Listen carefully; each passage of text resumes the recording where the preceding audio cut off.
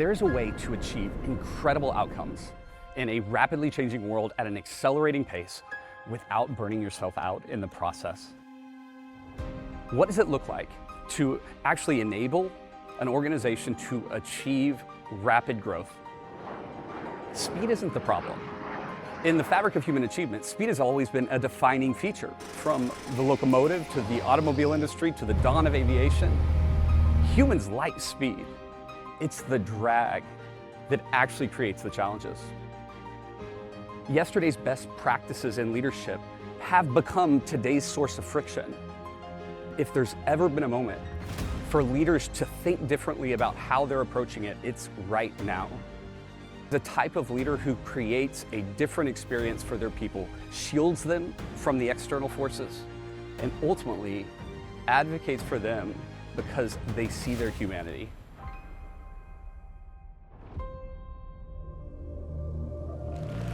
I've had the privilege of speaking on stages all over the globe to hundreds of thousands of leaders on how to overcome distraction and conflict to build focused, productive, multi-generational teams.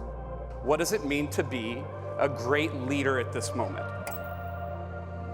What exactly drives the likelihood of retention in today's market? What we find is the number one factor is the leader in charge.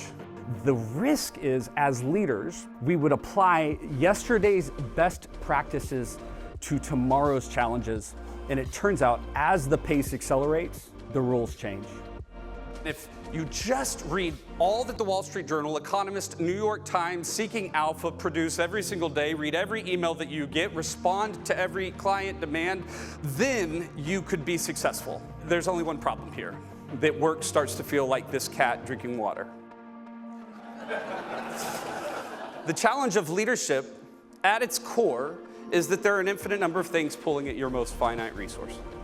I joined Venus Aerospace after a decade of studying, writing, and speaking on how to build focused, productive teams. Because they had a lofty ambition to radically disrupt aviation by introducing a next-generation hypersonic propulsion system, a rocket engine that we can put on a plane. That type of ambition means expensive, means long runways, means complex challenges to overcome. It does require us to think differently about how we develop leaders, how we share information, how we build our strategy, and what we expect of the people who are driving the initiatives that can, in fact, result in incredible, disruptive, desperately needed technology entering into the world at this moment. You are modeling for them what it looks like to operate in a world with infinite things coming at you and to do it in a way that actually sets you up to be able to do it well. We're over and over again reinforcing a message that says you have no power. Put all your attention in the place that you do nothing to change. So one of the ways that as leaders you can actually support and care for your people is make what they're doing matter. Why do some people, when change occurs, they see different as dangerous and others see change as opportunity? What creates that difference? The culture and posture of the primary team they work on.